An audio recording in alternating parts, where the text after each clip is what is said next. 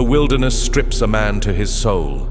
It takes his illusions, his comforts, his pride, and burns them in the furnace of silence. The desert wind does not flatter. It tears at the flesh, blinds the eyes, and dries the throat. And yet the man who endures it emerges more than flesh. He is spirit, refined like gold in the refiner's fire. This is where faith is proven, not when the path is smooth, but when every step cuts like thorns, not when the cup is sweet, but when it tastes of blood and ash. To stay with God is to trust Him not only in the light, but in the storm, when every voice says, "Abandon hope." The steps of a good man are ordered by the Lord, and He delighteth in his way. Though he fall, he shall not be utterly cast down, for the Lord upholdeth him with His hand. Psalm chapter 37, verses 23 and 24. This is the covenant. Though you stumble, He will not forsake you. Though you fall to your knees, His hand will lift you. But the question remains. Will you stay when the night is long, when the silence is heavy, when the answer has not yet come? And so the gauntlet is thrown. If the Lord called you to stand today, stripped of all comfort, would you stand or break? The man who is meant to rise must first be broken of his pride. The soil must be torn before seed can take root. The heart must be pierced before the spirit can dwell in fullness. God's plan does not flatter your desires. It kills them so that only His will remains. The Templars knew this oath. They wore the cross not for honor, but for surrender. They entered the battlefield not because the outcome was certain, but because their covenant was sealed. They did not live for themselves, but for the King. And so their enemies trembled, for they faced not men alone, but men possessed by an unshakable trust. Stay with God. When the path wounds your feet, walk still. When the heavens are silent, pray still. When your heart rages in doubt, bow still. For the man who refuses to depart will one day see what the impatient never behold, the faithfulness of the Lord, written in fire across his life. So steel yourself. Grip your oath as tightly as the sword. The trial has begun. The voice of the King still calls, and the answer is not given by words, but by endurance. The walls of a man are not built of stone, but of discipline. His strength is not measured by the weight of his sword, but by the weight his spirit can bear in silence. For emotions rise like enemies within, anger, fear, despair, lust, each seeking to storm the gates. If the walls stand weak, they enter freely, and the city falls before the battle has begun. Discipline is not bondage. It is freedom from ruin. It is the lamp that stays burning through the night, the gate that remains closed when shadows circle, the unseen watchman who does not sleep. Without it, the smallest whisper of temptation becomes a roar, and the faintest spark of anger becomes a wildfire. Trust in the Lord with all thine heart, and lean not unto thine own understanding. Proverbs chapter 3, verse 5. To stay with God, you must rule your spirit, for the plan of the Lord cannot be walked by slaves of emotion. The flesh will rage, but the man who bows to it betrays his oath. The storm will howl, but the man who yields to it abandons his covenant. The fortress must hold. Here the march halts. The trumpet does not sound. The silence itself is the command. What sin, what chain, still holds your sword arm from striking? Speak it not to me, but to the Lord. Hide nothing, for what is hidden rules you. Confess it, and it can be broken. Bury it, and it will rise to slay you at the hour of trial. This is the mid-battle test. The enemy is not at the gate. He is already within. Your duty is not to rage outward, but to cleanse inward. Better to fight wounded in truth than to march proudly in deception.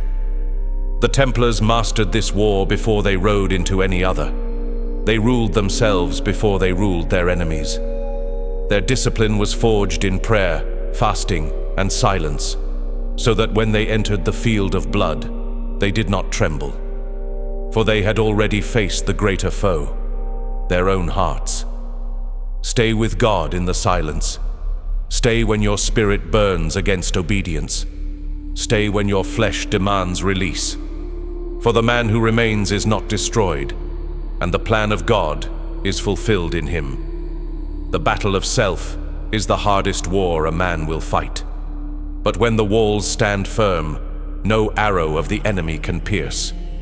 When the gates are closed, no darkness can enter. And when the soul is ruled, the man is free. The cross is not a symbol of ease. It is the weight of covenant, the burden of obedience, the proof of surrender. Steel may cut once and be done, but the cross presses daily. It rests upon your shoulders when the world sleeps, when no eye watches, when only God sees if you will remain. A man does not become who he was meant to be by feeding every desire. He becomes it by crucifying them. The world calls indulgence freedom, but indulgence enslaves. Obedience is the path to freedom. Every chain that has ever broken a warrior was forged from his own craving. Every crown that has ever endured was bought with sacrifice. And he said to them all, "If any man will come after me, let him deny himself and take up his cross daily and follow me." Luke chapter 9, verse 23. This is the command, not once in triumph but daily in silence, not for show but for truth. To bear the cross is to master the storm within, to silence anger, to restrain pride, to command fear until it bows. The Garden of Gethsemane is the place where this war is won. There, among the olive trees, when even friends slept and betrayal drew near, the soul of the Son was pressed. It was not nails that first bound him, but obedience. And in that midnight, the prayer was spoken, "Not my will, but thine be done." Here lies the heart of discipline. To stay with God and trust his plan is to take up this same cup. You will sweat, you will weep, you will feel the weight of silence, yet the vow remains.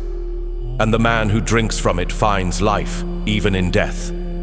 The discipline that terrifies hell is not loud, but hidden.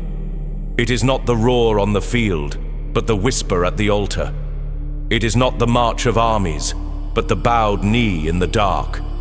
The enemy fears the man who carries his cross daily, for such a man cannot be bought, cannot be broken, cannot be turned.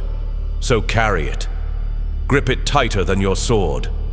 Let it grind your pride to dust and temper your spirit like iron. Let it teach your emotions their place, not as rulers, but as servants of obedience. Let it remind you that life is not your own, but his. Stay with God when the burden grows heavy. Stay when betrayal pierces you. Stay when the silence cuts deeper than the sword. For the plan of God is not the path of ease. It is the path of endurance. And only those who endure to the end will rise in glory. The summit is never reached by accident. It is cut through scars, through nights of silence, through the weight of battles fought unseen. Every prayer whispered in darkness has carved a step.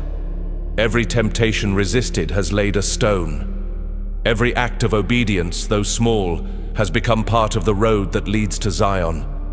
The last stretch is steep. The air is thin, the fire of trial burns hotter, and the enemy makes his final charge. He drags every chain, he whispers every lie, he roars with borrowed fury. But his roar is hollow, for he has already been defeated. He that overcometh, the same shall be clothed in white raiment, and I will not blot out his name out of the book of life, but I will confess his name before my Father, and before his angels' revelation. Chapter 3, verse 5. This is the promise for those who remain. White garments for the faithful, name sealed in the eternal book, confession before the throne of God. But it is not for all, only for those who endured, only for those who stayed when others fled. And so the final cut is laid before you. When the trumpet sounds and the gates are closed, will your name be found among the faithful or the fallen? This is the question no lips can answer. It is answered by scars, by choices, by endurance. It is answered in the silence of obedience, in the furnace of discipline, in the covenant kept when none were watching. Hell does not tremble at the man who begins in fire, but at the one who ends in faith, the one who carries his cross to the last breath, the one who kneels when pride screams to rise, the one who stays with God, even when every voice says to abandon him. And on that day, when heaven opens and the rider comes clothed in fire, leading the hosts of glory, your crown will not be measured by what you felt, but by how you stood. Did you bow to fear, or did you master it? Did you break in silence or endure it? Did you trust your own desire or cling to His plan? Stay with God. Trust His plan when you see nothing. Trust His plan when you feel nothing. Trust His plan when the storm blinds and the fire consumes. For His hand has never failed.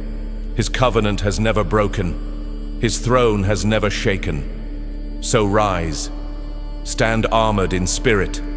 Hold the oath that binds you to the King.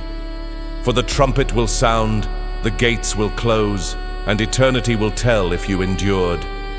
Be found faithful. Be found unbroken. Be the man who stayed with God and trusted His plan.